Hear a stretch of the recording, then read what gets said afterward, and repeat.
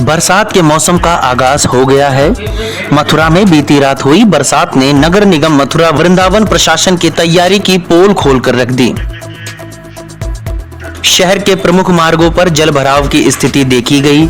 नाले ओवरफ्लो हो गए। भूतेश्वर नए बस अड्डे और पुराने बस अड्डे पर बने पुल के नीचे बरसात का पानी भर गया, जिससे वाहनों और पैदल चलने वालों को काफी परेशानी का सामना करना पड़ा। कई स्थानों पर अपर्याप्त रूप से बनी सीवर लाइन चैम्बर क्षतिग्रस्त हो गए, जिससे दुर्घटना होने से बाल बाल बच गए। अर्टिगा कार टूटे चैम्बर से होकर निकलते वक्त क्षतिग्रस्त हो गई।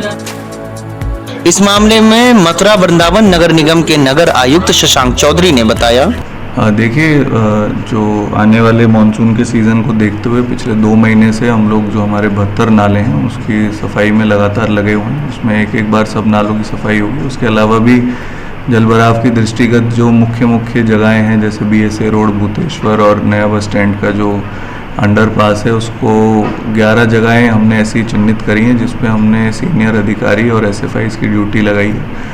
साथ ही हर जोन में QRT टीम्स का अलग से गठन किया गया। उसी के साथ जितने हमारे एसेट्स हैं, रिसोर्सेज हैं, चाहे वो JCB, पोकलेंस हैं, सभी आज 72 घंटे जो नाला सफाई का कार्यक्रम माननीय मंत्री जी द्वारा निर्देशित किया गया उसमें लगातार लगे हुए हैं। हम लोग भी, मैं भी और हमारे माननीय महापौर भी लगातार भ्रमणशील हैं इस सारे कार्यक्रम को देखने के लिए।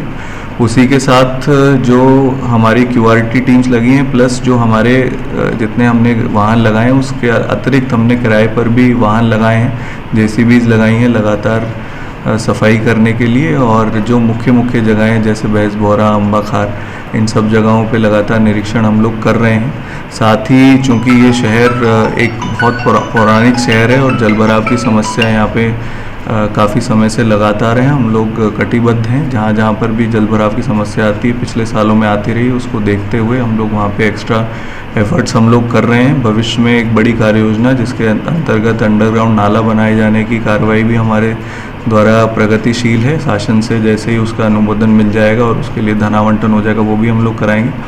वर्तमान में इसमें कोई दो राय नहीं है कि शहर में कई जगह पे समस्या है। हम लोग इस बात से भी बिल्कुल सहमत हैं कि बहुत सारी जगहों पे जल भराव की समस्या जो होती है उसमें हम लोग 100% निस्तारण तत्काल कराने में, चूँकि वहाँ पे बहुत सारी जो पुरानी निर्माण हैं, पुरानी सड़कों के जो एंगल्स हैं और जो उसका एलिवेशन है, उसको देखते हुए हम लोग इतना ज़रूर इस बार के लिए हम लोग काम कर रहे हैं कि जितना जल भराव का समय होता है उसको कहीं ना कहीं हम कम करें। जहाँ 5 घंटे पानी भरता है उसको 1 घंटे में हम लोग निकालें, और इस तरीके से हम लोग लोगों को राहत पहुँचाने का काम कर रहे हैं। साथ ही हमारे जो गाड़ियाँ, कूड़ा उठाने की गाड़ियाँ भी हम लोगों ने उसमें क्षमता वर्धन किया है। वो गाड़ियाँ भी लगातार अपना काम कर रही है। और अलग से हमने एक जल भराव को देखते हुए एक अलग से कंट्रोल रूम भी बनाया है। उसमें जहाँ भी हमको शिकायत तत्काल मिलती है, हमारी टीम्स एक्टिवेट होकर के वहाँ पे जो पूरे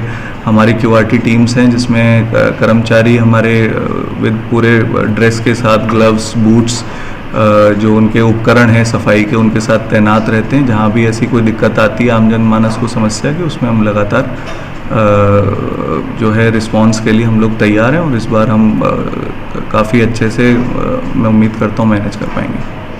जहाँ पर अपर्याप्त क्षमता वाली सीवर लाइन है और वहाँ पानी से क्षतिग्रस्त हो गई है सीवर लाइन, उनकी कोई वैकल्पिक व्यवस्था? देखिए, जैसा मैंने आपको पहले बताया, क्योंकि जो सीवर लाइन्स हैं वो एक जब डाली जाती हैं तो अगले कई सालों में वहाँ पे जो लोड होता है वो बढ़ जाता है, और उसके बाद जब बारिश आती है तो उसमें अगर जहाँ भी ऐसी समस्याएं आती हैं वो हम नोट करके आने वाले समय में उनकी क्षमता वर्धन का काम करेंगे।